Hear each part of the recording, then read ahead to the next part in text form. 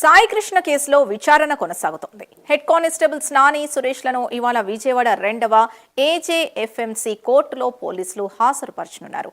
నేడు కోర్టులో habeas corpus పిటిషన్ను మెన్షన్ చేసే అవకాశం కూడా ఉంది.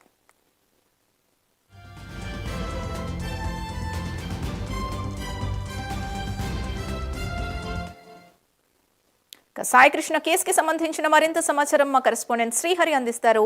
శ్రీహరి, సాయి కృష్ణ కేసులో సీఐ నాగరాజ్ కు సహకరించారని ఆరోపణలు ఎదుర్కొంటున్న ఇద్దరు కానిస్టేబుల్స్ కూడా లొంగిపోయినట్టుగా తెలుస్తోంది. సో విచారణలో ఎలాంటి అంశాలు ఇప్పుడు బయటకు వచ్చే అవకాశం ఉంటాయి?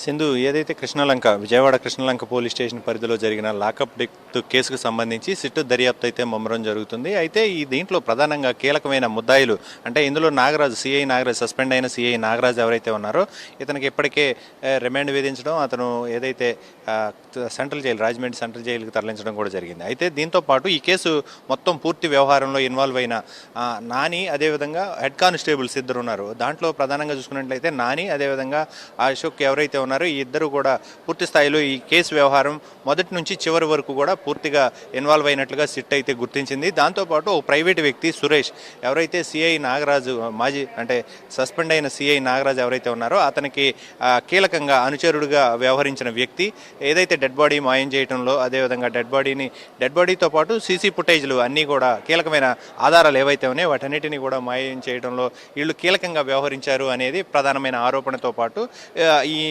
ఎవరెవరు ఇన్వాల్వ్ అయ్యారనే దానిపైన కూడా పూర్తి స్థాయి దర్యాప్తు అయితే జరిపింది. అయితే దీంట్లో ప్రధానంగా ఈ కేసు వ్యవహారంలో మొదటి నుంచి చివరి వరకు ఏదైతే సాయి కృష్ణను అక్కడి నుంచి తీసుకొచ్చిన దగ్గర నుంచి కృష్ణలంక పోలీస్ స్టేషన్కి తీసుకొచ్చి విచారణ చేపట్టిన తర్వాత మృతి చెందాడు, ఏదైతే లాకప్ డెత్లో అతని పైన దాడికి పాల్పడిన దాంట్లో అతను మృతి చెందాడు అనేది కన్ఫర్మ్ చేసిన తర్వాత ఎవరైతే స్థానికంగా ఉన్న కృష్ణలంక పోలీస్ స్టేషన్ పరిధిలో ఉన్న ఆర్ఎన్పి డాక్టర్ ఎవరైతే ఉన్నారో అతను కూడా తీసుకొచ్చి అతను బ్రతికి ఉన్నాడా లేదా అనేది కన్ఫర్మ్ చేసిన తర్వాత, అంటే అతనికి చికిత్స అందించిన ఎవరైతే ఉన్నారో ఆర్ఎంపీ డాక్టర్ అతన్ని కూడా అదుపులోకి తీసుకున్నారు పోలీసులు.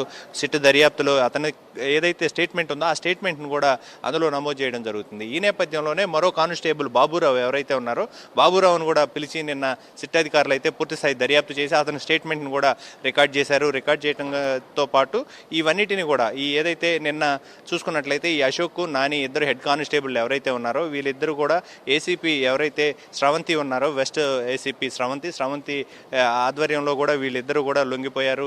ఎందుకంటే వీరిద్దరి కోసం కూడా గాలింపు చర్యలు, అంటే అటు బెంగళూరు కానీ ఇటు హైదరాబాద్, తిరుపతి ప్రాంతాల్లో వీళ్ళ కోసం గాలింపు చర్యలు కూడా చేపట్టారు, వీళ్ళందరినీ అదుపులోకి తీసుకునే నేపథ్యంలో.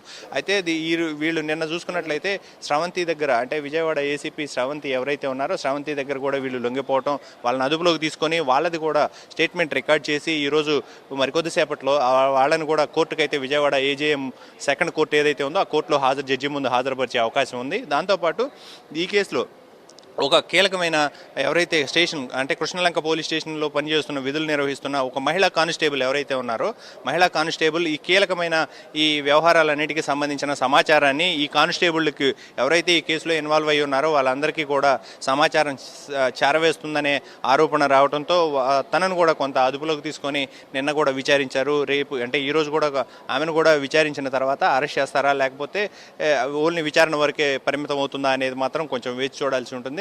అయితే ఎవరైతే ఈ ముగ్గురు నిందితులు ఉన్నారో ఈ ముగ్గురు నిందితులను కూడా ఈరోజు కోర్టుకు హాజరుపరిచిన తర్వాత తదుపరి చర్యలు వారి మీద తీసుకునే అవకాశం కూడా కనపడుతుంది.